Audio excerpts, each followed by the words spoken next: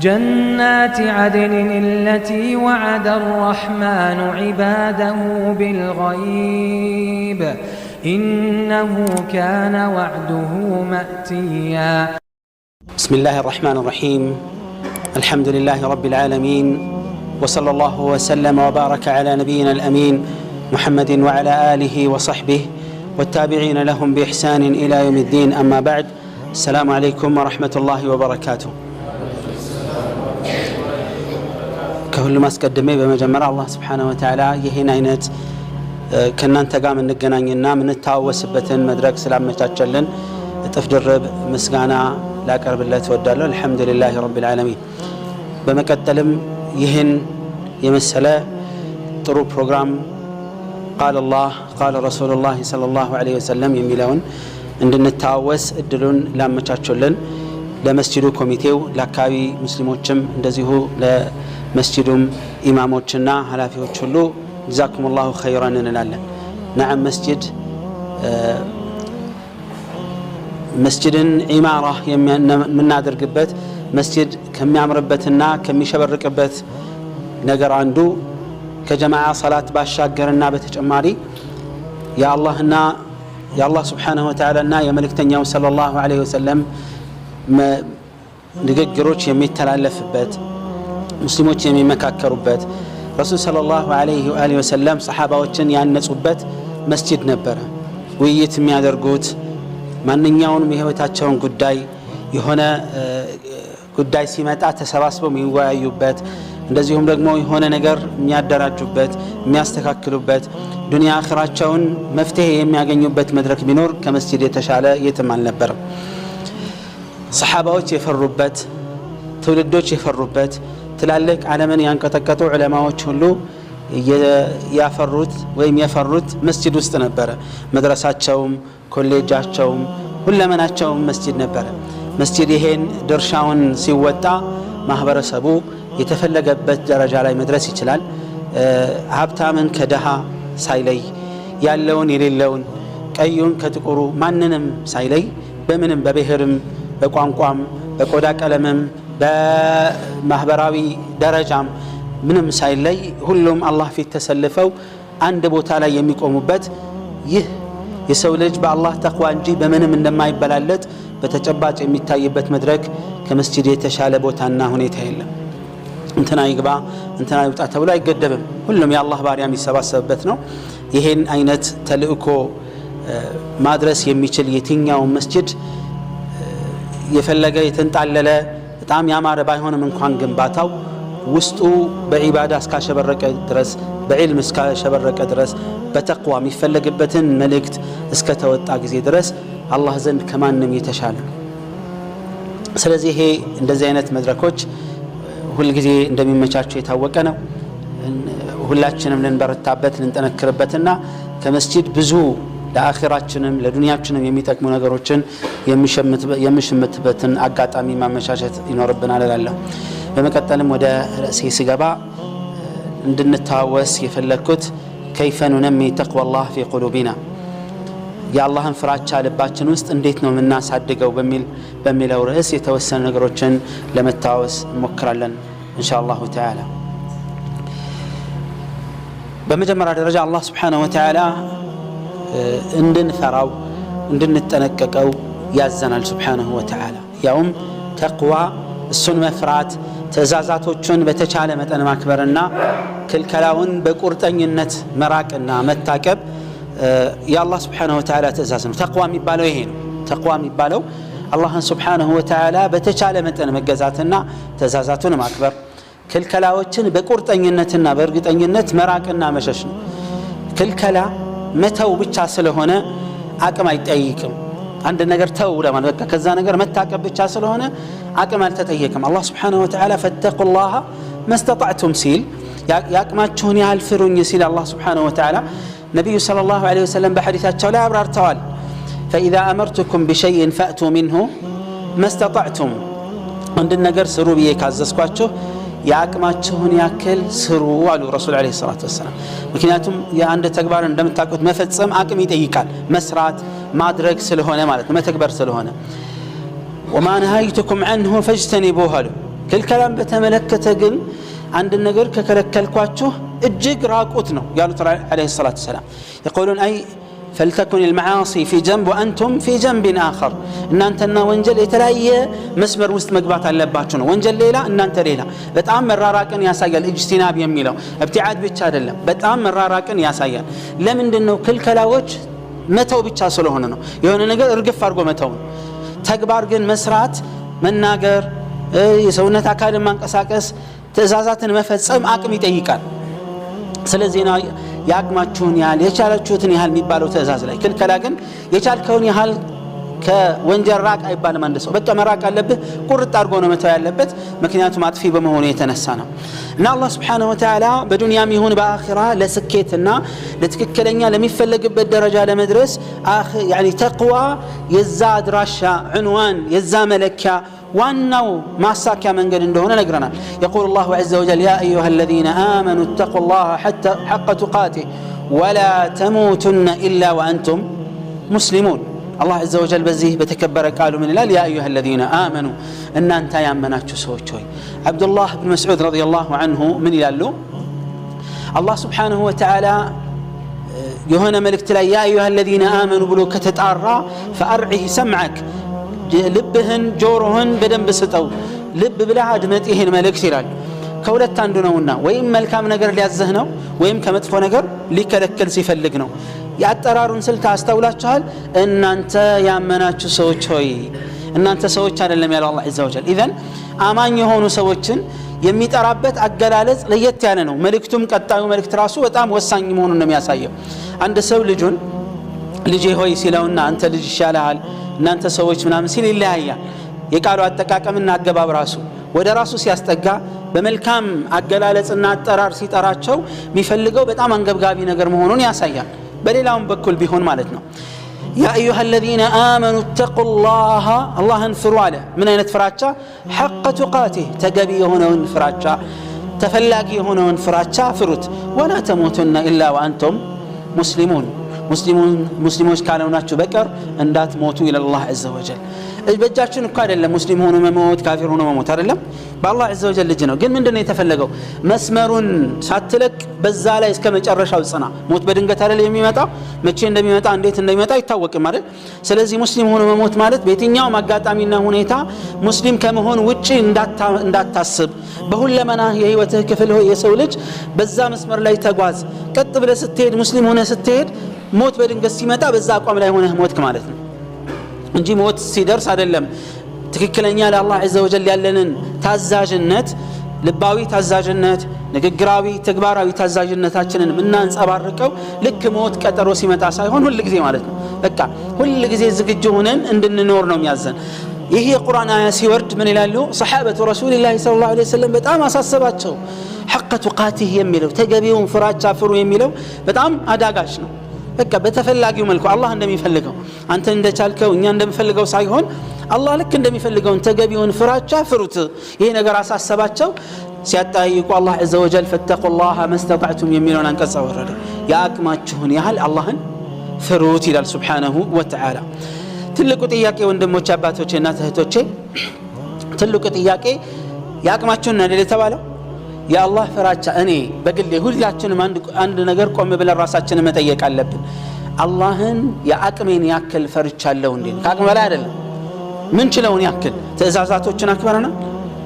ያቅማችን የፈቀደውን እስከ ጥግ ድረስ ማለት ነው የሱን መመሪያ አክብረናል ክልከላዎችን አቅማችን እስኪፈቅድ እስከ ጥግ ድረስ ለመታቀብና ከዛ ነገር ራሳችንን ለመሰብሰብ በቅተናል አልበቃንም ችሎታው አለኝ የለኝም ነኝ አይደለሁም የሚለውን ነገር ቆም ብለን ممرمر እንዳለብን ያሳየናል وقال الله عز وجل ومن يطع الله ورسوله ويخشى الله ويتقه فاولئك هم الفائزون الله عز وجل من ይላል አላህና መልእክተኛውን የታዘዘ አላህን ጠንቅቆ የፈራ አውቆ የፈራና ጥንቃቄ ያደረገ በመመሪያው ላይ እነሱ ለስኬት የበቁት በርግጥ እነሱ ናቸው ይላል አላህ Subhanahu Wa Ta'ala ተቅዋ ትልቅ ነገር ስለሆነ ይሄን ባህር የተላበሱትን ሰዎች አላህ Subhanahu Wa Ta'ala ከነሱ ጋር እንዳለ አብሮነቱን ገልጿል Subhanahu Wa Ta'ala በአካሉ አይደለም አብሮነቱ እንደምታውቁት አላህ عز وجل ከዓርሽ በላይ ነው Subhanahu Wa Ta'ala ከዓርሽ በላይነቱ ከሱ ልቅና ሀያልነት ማንነት ጋር የሚሄድ ነው Subhanahu Wa Ta'ala ከማንም ፍጡር ጋር አይመሳሰልም በቁርአን ላይ እንዳስቀመጠው ليس كمثله شيء وهو السميع البصير ስለ አላህ ስሞችና ባህሪያቶች እግረ መንገዳችንን ስናረጋግጥና ስናጸድቅ ከየትኛውም ፍጥረታት ጋር ማመሳሰል የለብንም በፍጹም አይምሮአችን ላይ ወል ማለት ዝር ማለት የለበትም ጭራሽ ምክንያቱም ያ አላህ عز وجل ስሞችና ባህሪያቶቹ ከራሱ ልቅናና ማንነት ጋር የተያያዘ ነው ከፍጥር ጋር በምንም አይገናኝም ለዚህ ነው ቀድሞ ስለሱ ባህሪ ሲያወራ ليس كمثله شيء እሱን የሚመስል የለም ማለት خلاص ወደዚህ ሐሳብ አይምሮአችን እንዳይሄድ ልቦናችን ወደዛ እንዳይዞር ቀድሞውኑ መንገዱን ዘግቷል Subhanahu Wa Ta'ala በቃ እኔን የሚመስል የለም ሰሚና ግን ተመልካች ነኝ አለ Subhanahu Wa Ta'ala ስለዚህ ከዛ በኋላ ሰሚነቱና ተመልካችነቱ እንደ ፍጡር ነው ልንል አንችልም ማለት ነው በቃ ምክንያቱም በሩን ከመጀመሪያ ዘግቷል Subhanahu Wa Ta'ala ምክንያቱም እኛም በሰው ደረጃ አንተ የሰው ልጅ ሆይ መስሚያና መመልከቻ እንደ እንስሳ ነው እንደ ጉንዳን ነው ቢባል ደስ ይለናል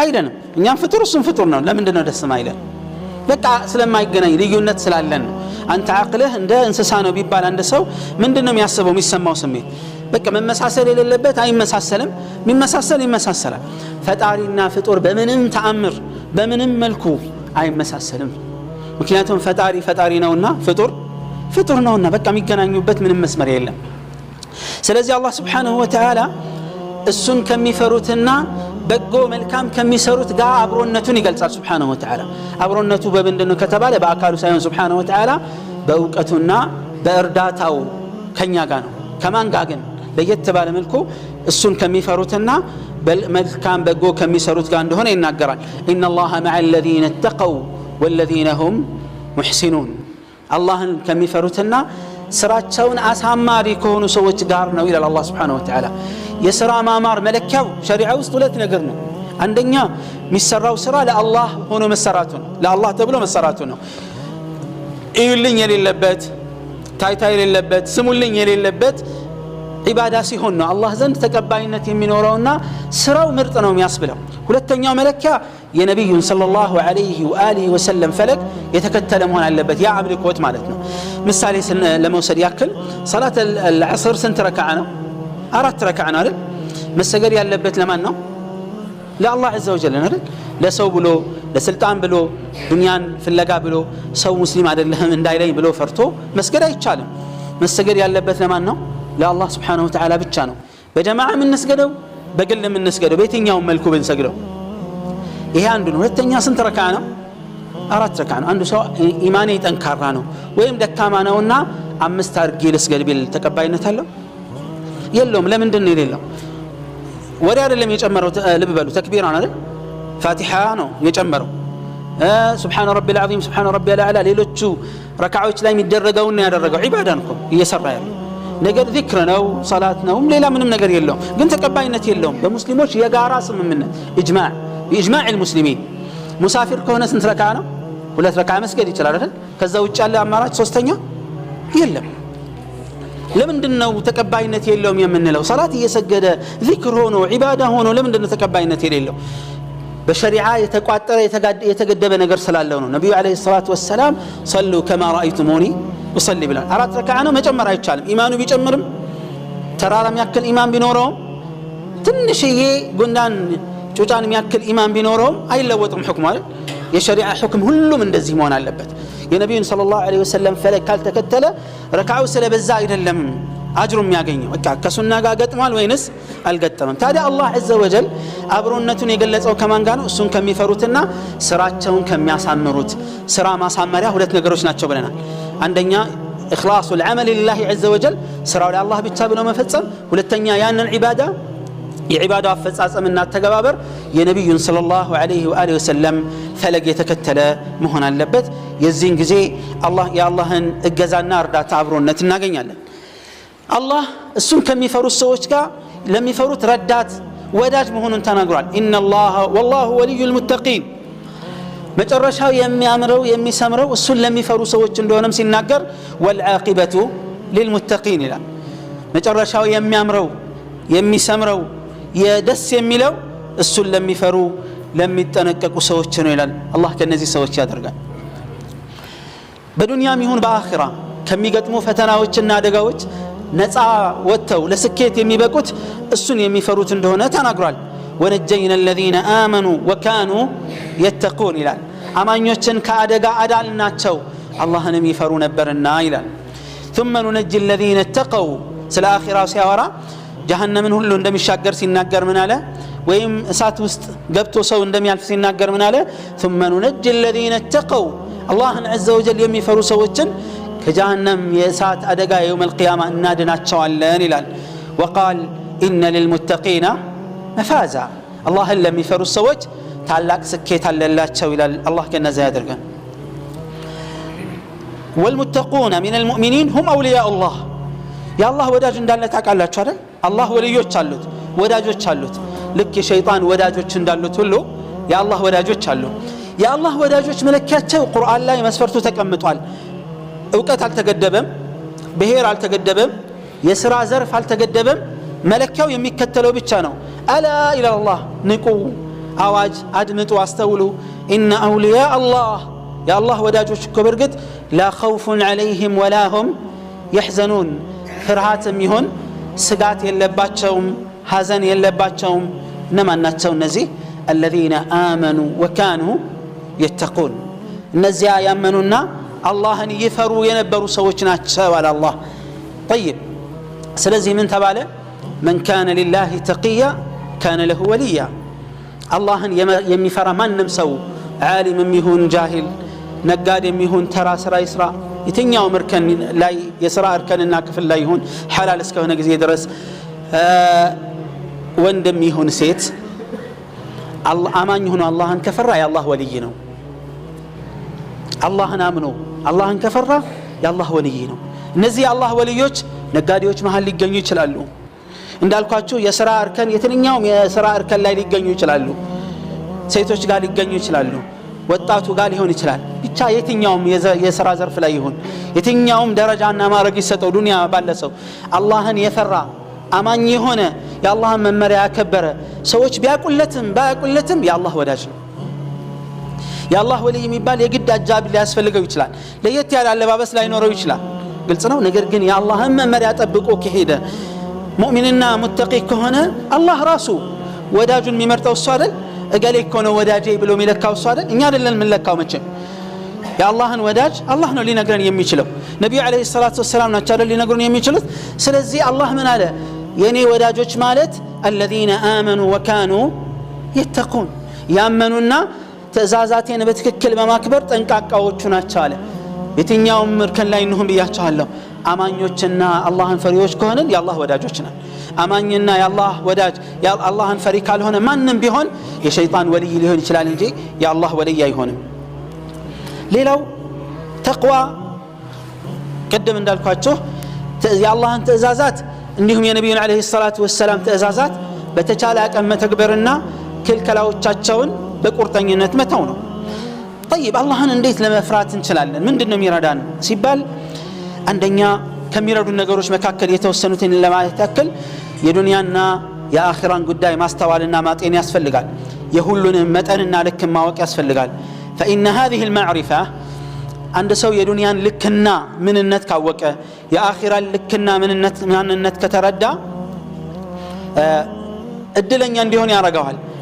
ዱንያን ለአኺራው እንዲጠቀም ያደርጋል። ዱንያው አኺራውን እንዳያጠፋበት ይጠነቀቃል። ውጤቱ ምን ይሆናል? ከጀሃነም ተጠብቆ ጀነት የሚገባ ይሆናል። ለዚህ ነው አላህ ሱብሓነሁ ወተዓላ ጀነት ለማን እንደተዘጋጀ ተናግሯል። ኡዒደት ሊልሙተቂን አላህን ለሚፈሩ ለጠንቃቃዎቹ ነው የተዘጋጀችው ጀነት ይላል።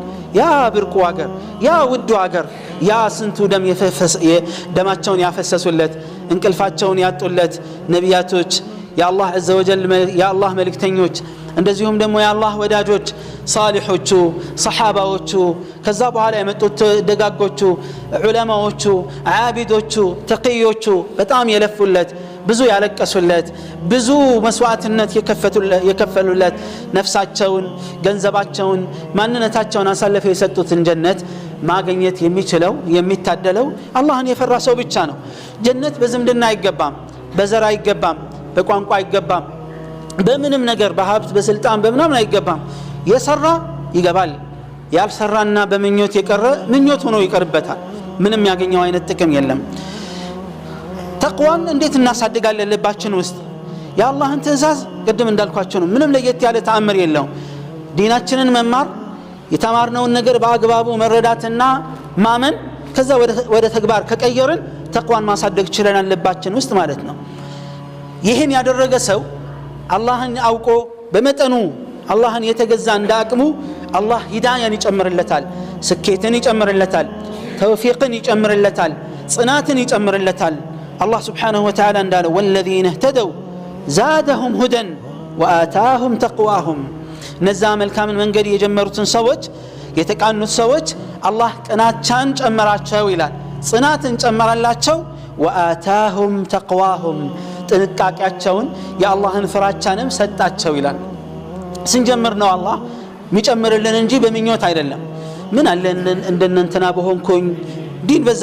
አይገለጽም ለዚህ ነው ምንድነው የተባለው ليس الإيمان إلى الحسن البصري ليس الإيمان بالتحلي ولا بالتمني إيمان بمجاجيت اليوم بمنيوت هيجني إنما الإيمان شيء وإنما الإيمان شيء وقر في القلب وصدقه العمل إيمانكم مالت بلب ውስጥ የሰረጸ ያረፈና ከዛ በተግባር የተረጋገጠና በተግባር የተተረጎመ ነው ይላል ሐቂቃ ይሄ ነው ተቅዋና ኢማን የሚባለው እንጂ ሌላ ነገር የለውም የኸይርን መንገድ የጀመረ አላህ ያሳካለታል ዕውቀትን ይጨምርለታል ዒባዳውን ይጨምርለታል ታዛዥነቱን ይጨምርለታል የኸይርን መንገድ ሁሉ ያገራለታል ኸይርን የተወግን ችላ ያለ እየሰነፈ የሞተ ይወርዳል ለተቅዋ ከሚረዱ ነገሮች መካከል ጾም ላይ መጠንከር ነው طبعا የመጀመሪያው እምነትን በደንብ ማጽናት ማጥራት ያስፈልጋል እምነት ተውሂድ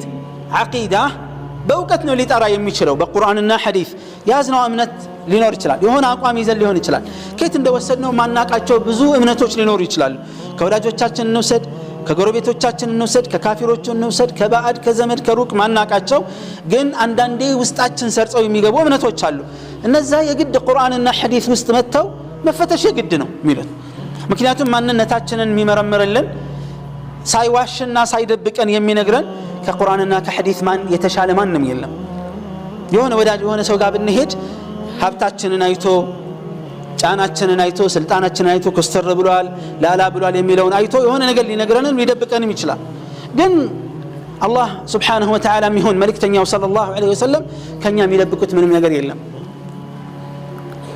ለዚህ ነው እኛ ዲንን ተምረን ከቁርአንና ሐዲስ ጋር ቁጭ ብለን ስናይ እኛና ቁርአንና ሐዲስ ብዙ ጋፕና ክፍተት እንዳለብን እናያለን አጂብ እንላለን ሰሃበቱ ረሱልላህ ሰለላሁ ዐለይሂ ወሰለም ልበሉ የነበሩበት እምነትና አቋም ነበር አይደል ነብዩ አለይሂ ሰላቱ ሰላም ከመላካቸው በፊት የተደበላለቀ እምነት አለ ትክክልም የሆነ ነገር አለ የተሳሳተም እምነት ነበራቸው ነብዩ አለይሂ ሰላቱ ሰላም መተው ሲያርሟቸው እያንዳንዱን እርምጃ እያንዳንዱን ነገር ከነብዩ አለይሂ ሰላቱ ሰላም ልባቸውን ከፍተው ነበር የሚጠብቁት ለምሳሌ ከነበሩት ክስተቶች አንዱ ሐጀተል ወዳዕ ላይ የሚያውቁትን ጥያቄ ጠይቀዋቸው ሰሃባዎቹ እኛ እናቅም ብለው የረሱልን አለይሂ ሰላቱ ወሰላም እርማትም ካለ መልስ በጉጉት ይጠብቁ ነበር ይሄ አሁን ያለንበት ወር ምን ወር እንደሆነ ታውቃላችሁ ሲሉ ሰሃቦቹ ግራ ገባቸው ዝም አሉ አናቅም እንዴ ዙልሂጃ አይደል እንዴ አሉ ረሱል አለይሂ ሰላቱ ወሰላም ሰሃባዎቹ እኮ ወሩ ጠፍቷቸው አይደለም የሆነ እርማት ይኖራል በማለት ነው ቀድሞ መናገር የማይፈልጉት በቃ ለመታረም ዝግጁ ስለሆኑ ማለት ነው ነብዩ አለይሂ ሰላቱ ወሰላም የሚታረመውን ነገር ያረሙ ትክክል የሆነውን ያጸኑ ሲቀጥሉ ስለነበረ ሙሉ ዝግጁነት ነው የሰጡት ራሳቸውን አሳልፈው ማለት ነው ትክክለኛ ሙስሊም መሆን ምንችለው ልክ እንደ ሰሃበቱ ረሱልላህ ሰለላሁ ዐለይሂ ወሰለም ማንነታችንን ትተን ባህላችንን ማንኛውም ነገር ትተን ንጹህ ማንነታችንን ለቁርአንና ለሐዲስ ሰተን ቁርአን እንዲያርመን ሐዲስ እንዲያርመን ትክክለኛ ዲን በትክክለኛው ዲን እንድንታረም ነው ራሳችንን ዝግጁ ማድረግ ያለብን የዚህን ጊዜ ንጹህ ሰዎች እንሆናለን እንጂ አንዳንዱ ቁርአንና ሐዲስ እሱ እንዲከተለው ይፈልጋል ለምን እንደዚህ ይባላል ይላል ቁርአንና ሐዲስን መሪ ሳይሆን ተመሪ እንዲሆን የሚፈልግ ሰው አለ ይሄ ስህተት ነው ለምን እኛማ እኮ ንጹህ ብንሆን ኖሮ ምንም አያስፈልገንም ነበር ነገር ግን ነብዩ አለይሂ ሰላቱ ወሰላም አላህ ያላካቸው ለምንድነው እነዛን ማህበረሰብ ከነበሩበት የተሳሳተ እምነት የተሳሳተ ስነ ምግባር የተሳሳተ ግንኙነትና ማህበራዊ ኑሮ አርመዋቸው ወደ ትክክለኛ ማንነት እንዲመልሷቸው ነው እኛ ከነዛ የተሻለ የተለየ ትውልዶች ልንሆን አንችልም። ሁላችንም እኮ ቆመን ራሳችንን ብንገመግም እንደ ባህሪ ደረጃ ከትክክለኛ ሚዛን ጋር ስናስቀምጥ ሁላችንም የምናውቀው ነገር አለ አይደል? የባህሪ ጉድለት እንዳለብን ይሄ ባህሪ ልክ አይደለም። ከራሳችን ጋር ቆመን ስናወራ ይሄ እንደዚህ አይነት ባህሪ ያለብኝ ልክ አይደለም እንላለን። በትክክለኛ አቅል ስንመዝነው ማለት ነው። ስሜታዊ ስንሆን ግን ልክ ነኝ ብለን ድርቅ እንላለን። ለቁርአንና ለሐዲስ ያለን እጅ መስጠት እንደዚህ መሆን አለበት ሁላችንም። ምክንያቱም ብዙ እንዳልኳችሁ ከእምነት አንፃር፣ ከባህሪ አንፃር፣ ከማህበራዊ ኑሮ አንፃር ከተለያየ አካል ለምን ወስደው አውቀንም ይሁን ሳናቅ ተጽዕኖ የሚያሳድሩብን ብዙ ነገሮች አሉ። ወላጆች ተጽዕኖ አሳዳሪ ናቸው። ማህበረሰብ ተጽዕኖ አሳዳሪ ነው። ትምህርት ቤት ተጽዕኖ አሳዳሪ ነው። ብዙ ነገር ያ የሚያድርብን ተጽዕኖ መጥፎም ጥሩም ሊሆን ይችላል። ግምገማውን በምንድን ነው የምንለካው? እዚህ ጋር ያለው እምነቴ ልክ ነው አይደለም የሚለው መለኪያ ምንድን ነው ያለን? መፈተሻ የግድ ሚዛን ያስፈልጋል አይደል? ከቁርአንና ከሐዲስ የተሻለ ምንም አይነት ሚዛን የለም። መመዘን የምንችለው ሰው ሲነግረን አንዳንዴ ሊከብደን ይችላል። ይሄ ሰውዬ ከኔ ምን አለው ልንል እንችላለን። ዲንን ከተማርን ግን ሐቅን ካወቅን ግን ራሳችንን ማንነታችንን በቁርአንና ሐዲስ ሚዛን ውስጥ ስንገመግም ስህተትና ችግራችን የቱ ጋር እንደሆነ እናውቀዋለን፣ እናርመዋለን። ምንም ጭቅጭቅ ሳይኖር ማለት ነው፣ ምንም ሳንነታረክ። ካላወቅን ግን ችግር ውስጥ እንገባለን። ሁልጊዜ የሚመራን ሰው ያስፈልገናል።